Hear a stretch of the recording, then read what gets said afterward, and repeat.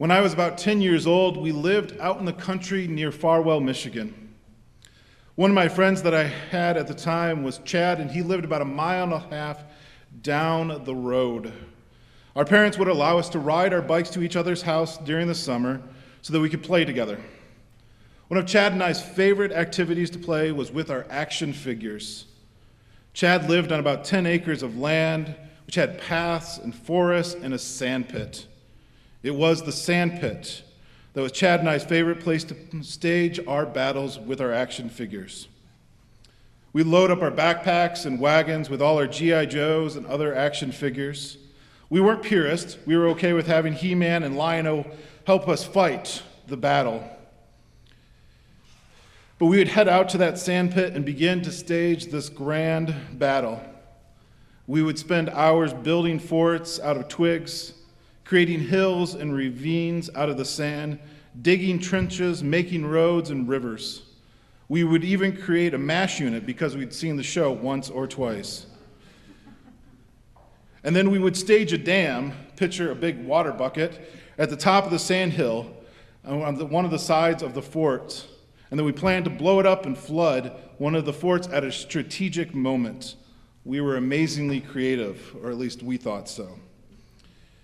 But after all the infrastructure was in place, we began to place all of our G.I. Joe, He-Man characters, and Thundercats all around our battle area. By this time, we had all the staging done. The afternoon was usually coming to a close. And then we would hear from Chad's home the call for dinner. This meant that the battle had to take place at once. We had taken hours upon hours to set up what would come to a climax in just a few minutes as we stormed front lines, bombed each other, launched missiles, flooded forts with their mix of cartoon action heroes. It took so long to set up the stage that sometimes we missed the nuance of the battle itself. We were often so focused on getting in for dinner that we really didn't focus on all the details of our battle. Then we come to the story of Jesus' crucifixion. In much the same way here in Matthew's gospel, the author has been setting the stage all along, preparing the readers and listeners to see the battle in the next few passages. But I think, like Chad and I, when it comes time for it, we are distracted by what's next. Chad and I would hear that it was time for dinner, and we missed the implications of our battle. We who are gathered here tonight, we sometimes miss the implications of the cross because we're excited, and I think rightfully so, for Sunday, for Easter, for the hallelujahs to return. But spending a few moments tonight exploring how Matthew has set the stage for a final battle between Jesus and the powers of the world might help us better understand what Jesus has done and is doing in this world.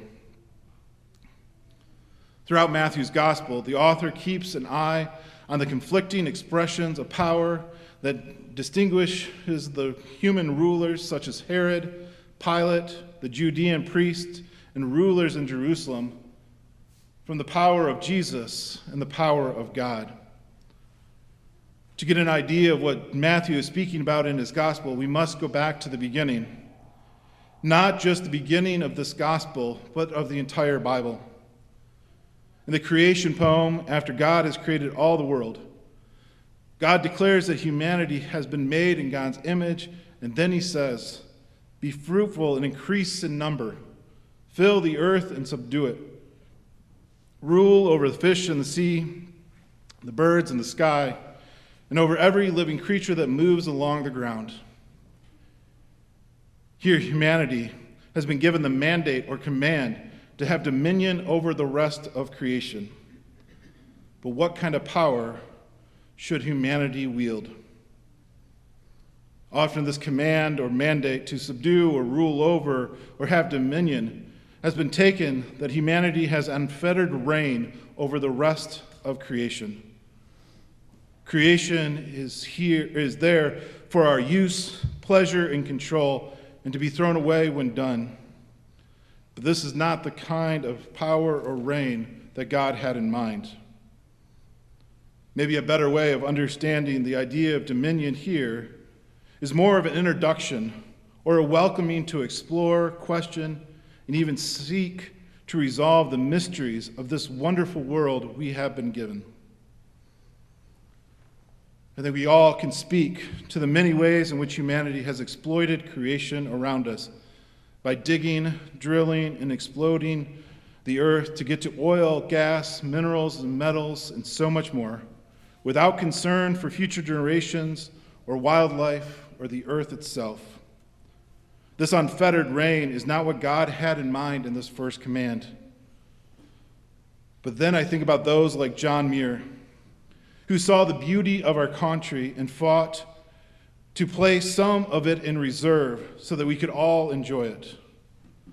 Just a few weeks ago, my family was in California, and as we drove into Yosemite Valley, I was awed by the beauty and the grandeur of the place. The granite walls that seemed to reach to the heavens, the waterfalls that gave life to the valley and offer a spectrum of color to those viewing it, the towering trees that filled the valley and give green life year after year. Also, I might mention that I was glad that somebody took the time to put in nice roads across the mountain passes so I didn't have to hike into the place like John Muir. This is the kind of dominion that God had in mind, a power that cares for and protects and values places like this and so much more. Matthew has not merely been concerned with who has power and which power is greater. He has been focused his writing on defining the qualities and the outcome of the power wielded by the world and the new kind of power that Jesus is introducing. The power that human authorities wield, even in God's name, persistently brings division, violence, and death.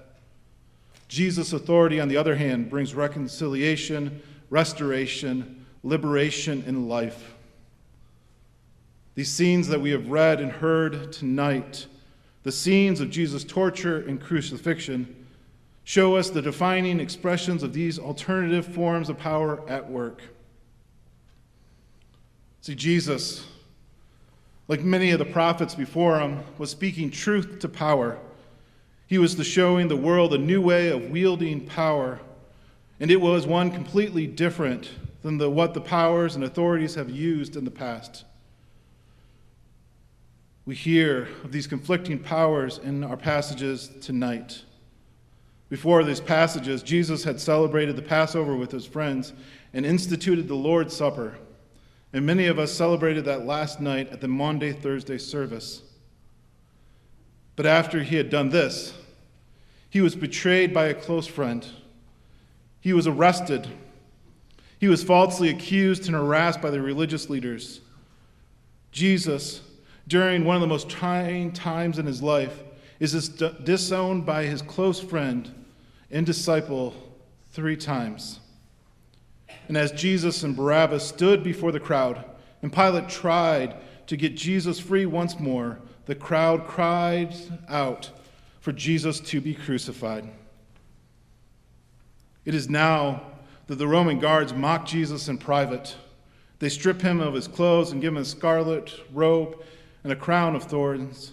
They put a staff in his hand and mock him as king. Torture has been a persistent feature of human conflict and war, no less today, but it especially happens when power is not in balance. The torture of Jesus is a consecrated expression of the Roman dominion. Roman torture was a form of religious ritual and social theater meant to dehumanize victims and break down communities of resistance. They stripped him, clothed him in garments to mock his identification as a king, then spat upon him. He is then reclothed in his own garments and put on parade along the most crowded streets in Jerusalem as he heads towards the hill. The dramatic irony that punctuates the descriptions of the mockery and torture. Jesus' adversaries mock his identity both as king and God's sons, identifications that the narrative will later confirm. The chief priests, scribes, and elders focus on the inability of the Savior to save himself. For them, salvation entails escape from the cross. But Jesus is going to use the cross to help humanity escape from the abuse of power. They fail to see that Jesus' vocation as King and Savior turns on his conquest of death, not his avoidance of it. Moreover, Jesus has come not to save himself but others, including the very people who betray, mock, and crucify him. And even here, in these moments of his torment and mockery, Jesus lives out the words that he taught on the Sermon on the Mount. Jesus said, if someone strikes you on the right cheek, turn to them the left. Jesus does this over and over. Jesus said, if someone wants your shirt, give them your coat as well. As Jesus hangs on the cross, his clothes are divided up. Jesus said, love your enemies and pray for those who persecute you. As he hangs on the cross for the sin of humanity, even for the ones that have driven the nail, even for the ones that have lied to get him to that place, he turns to them in love. The worldly powers are wielding their dominion in the same way since the beginning of time, using their dominion to torture and mock those without power. They have the biggest weapons and the strongest army, therefore might makes right. Well, what is meant for torture and mockery ends up being Jesus' coronation event. It is here that Jesus is crowned and named king by the powers and the authorities of the world. What they meant to use to mock him has been a declaration to the world. Then we come to the moment of his death. When it comes to power in this world, the ultimate power that we have, or that our rules and authorities have over us, is to take another's life. Other punishments can be undone and made right, but capital punishment cannot. This is the power that Rome is wielding over this would-be rebel. This is the power that Cain had over Abel. This is the power that's been wielded for so long. But something is happening in Jesus as he hangs on the cross. Just as Chad and I have been setting the stage for our battle in our backyard, Matthew has been preparing us for this. The authorities have manipulated, bribed, coerced, and lied to get Jesus on the cross. This is the moment they think they have won. They think they have taken this rabbi who's been stirring up the people, who's been questioning their authority, who's been threatening their livelihood because of his talk of the kingdom of heaven, who's exposing their greed, corruption, and lust for power. They have gotten them right where they want them and out of the picture. They get to keep their power. They get to keep their status. They get to keep using their power for their own gain rather than the benefit of the greater good. But at the moment of Jesus' death, when he gives up his spirit, Matthew describes almost apocalyptic events. The sky goes dark hours before. The curtain in the temple is torn. There's an earthquake. Rocks are split, tombs are open, and holy people are resurrected. The sacrificial death of Jesus is breaking the old order of things where power is used to dominate others.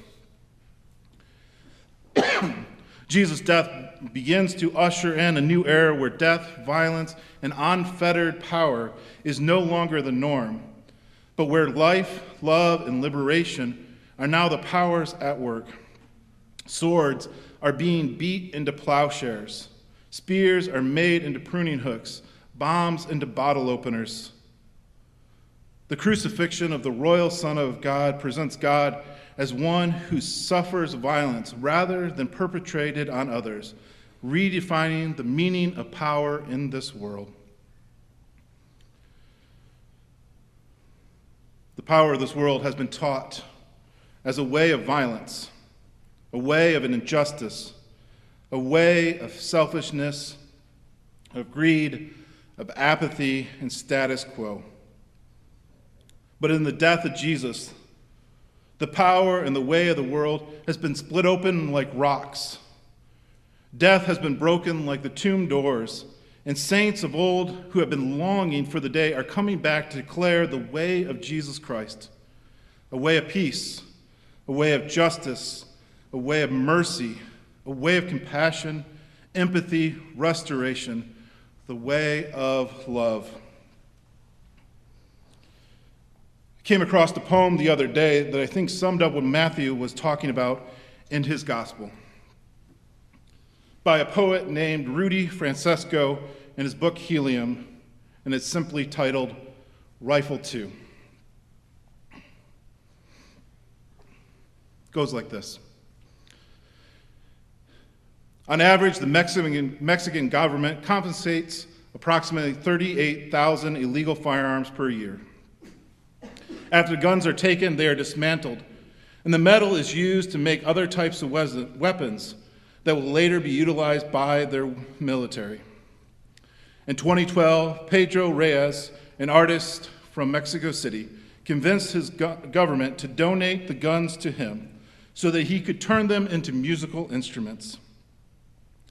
So somewhere, there's a tambourine, a drum set, a guitar, all made out of things that were used to take people's lives, but now they create a sound that puts life back into people's bodies, which is to say, a weapon will always be a weapon, but we choose how to fight the war. And from this, I have learned that even our most destructive instruments can still create a melody worth dancing to. And sometimes, isn't that also called a battle? I wonder how long it took to convince the first rifle that it could hold a note instead of a bullet, but still fire into a crowd and make everyone move. When I was 6, I was taught how to throw a punch. In the 80s, that was the anti-bullying movement. The first time one of my classmates took a yo mama joke too far, I remembered all my training and I hit the boy in the face. I turned his nose into a fountain. My fist was 5 pennies. I closed my eyes, I made a wish. I came home with bloody knuckles, and it was the first piece of artwork that hung on the fridge. I remember staring at my hand the same way you stare at a midterm when you got all your answers correct. I had no idea what the class is, but this was. But I did know that I was passing. And isn't that what masculinity has become? A bunch of dudes afraid of their own feelings, terrified of any emotion other than anger, yelling at the shadow on the wall, but still haven't realized that we're the ones standing in front of the light. We learn how to dodge a jab. We learn how to step in before we swing. We learn that the heart is the same size as the fist, but we keep forgetting that they don't have the same function. We keep telling each other to man up. We don't even know what that means. We turn our boys into bayonets and point them in the wrong directions, pull their triggers and fail to acknowledge all the damage they are doing in the distance. The word repurpose means to take an object and give it amnesia. It means to make something forget what it's been trained to do so you can use it for a better reason. I am learning that this body is not a shotgun. I am learning that this body is not a pistol. I am learning that a man is not defined by what he can destroy. I am learning that a person who only knows how to fight can only communicate in violence, and that shouldn't be anyone's first language. I am learning that there's a difference between a garden and a graveyard, is the only what you choose to put in the ground. One day I came across a picture of a strange-looking violin. The caption said it was made out of a rifle, and I was like, someday, that can be me. Rudy is learning what it is to live in Jesus' new power structure. He has experienced the old order of things and found it lacking. My friends, the world is splitting open because of Jesus' death. The way that the world wanted us to use power is not the way that Christ will show us in his self-sacrificial, loving death. My friends, there are many ways that we have yielded weapons of power in the ways of the world. But God is calling us through the death of Jesus Christ to turn those instruments of destruction into instruments of joy, so that we may stare at a strange-looking instrument that is our lives, and we might say, someday, that can be me. Amen.